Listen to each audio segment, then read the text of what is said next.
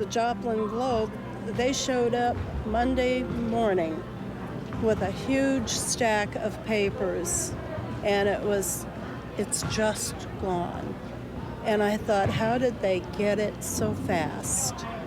Not knowing that they suffered some severe tragedy too, but they were right there on the spot and having the paper arrive every single day.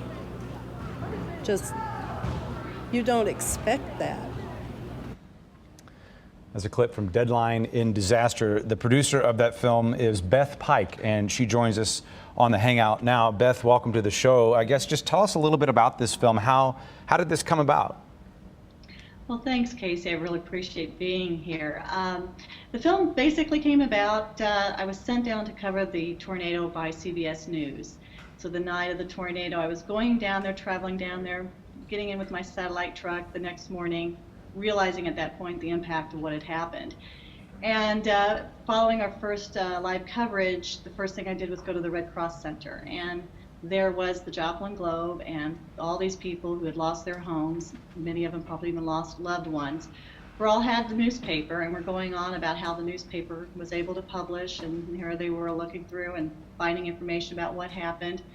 And then I learned that the Joplin Globe had suffered quite a few losses themselves. Their page designer was killed in the storm, the person who lays out the newspaper. 1/3 of their staff lost their homes, their cars, their ability to get to work. But somehow they did not miss deadline. They were publishing every day. And so one of the persons we actually interviewed for CBS that evening was Jeff Lear, who was a crime reporter who lost his home, lost his cat, and had just somehow miraculously survived in a closet in his house with everything else gone.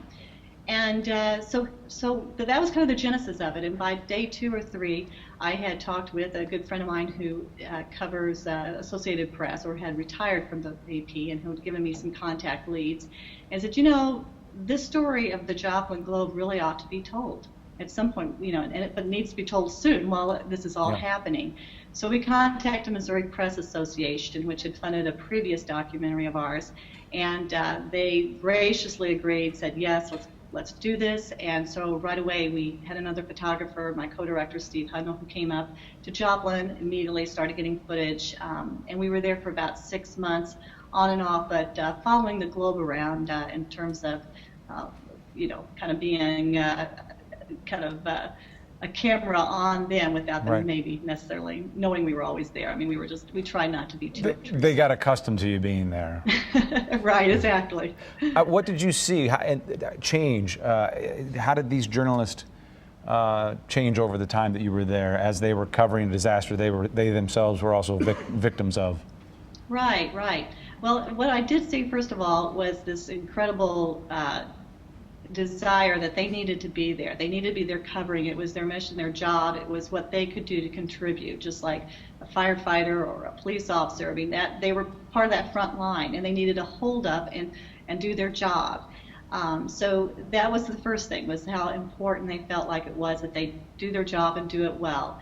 And there were a lot of things they had to do there. They had to, one, help the community mourn its losses, because that was really the immediate thing.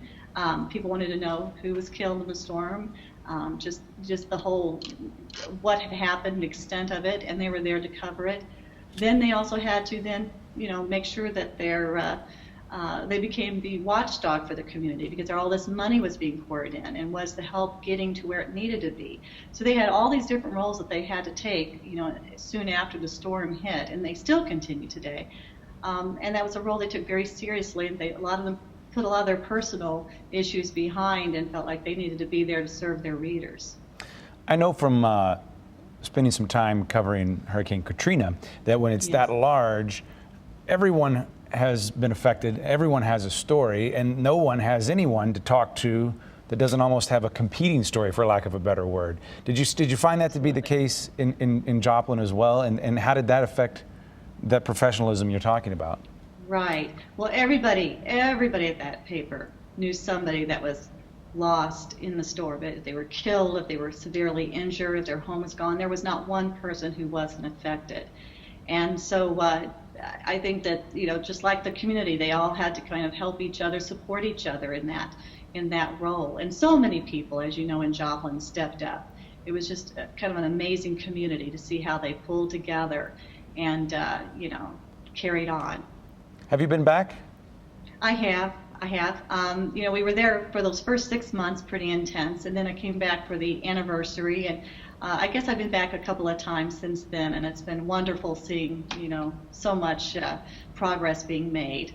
And I was going to say, what about inside the newsroom? Right. How has it changed? Absolutely. The newsroom's gotten a lot closer. I think they realized, just how much they did need each other and how much they supported one another, and how important their role is. Whether it was, sports, even sports had a role, because people kind of wanted to get back to just everyday living, and so every department, circulation on, all had important roles to play, and I think they all realized how interconnected they are and how much they needed each other and supported each other. They're a tight group, much tighter today. I don't think this is the first kind of disaster that you've covered, and maybe not even natural disaster. Sometimes, horrific events that are caused by criminal acts. What have you learned about communities that kind of suffer together? The resilience. Well, just this week, I was NBC News had me in Overland Park, Kansas, for the shootings, and I ended up spending a lot of the time with both families of the victims, and not just the victims' families, but just even community members. And the one thing that I think does happen is that people really, strangers. I went real late at night. I was hadn't ate all day. I went through a fast food place. And everybody was so nice to each other. I mean, everybody was still kind of reeling from what had happened. And there was just a sense of just patience with one another, seriously concern and care. And I observed that in Kansas City earlier this week. Yeah. Everybody was mourning, not just the families.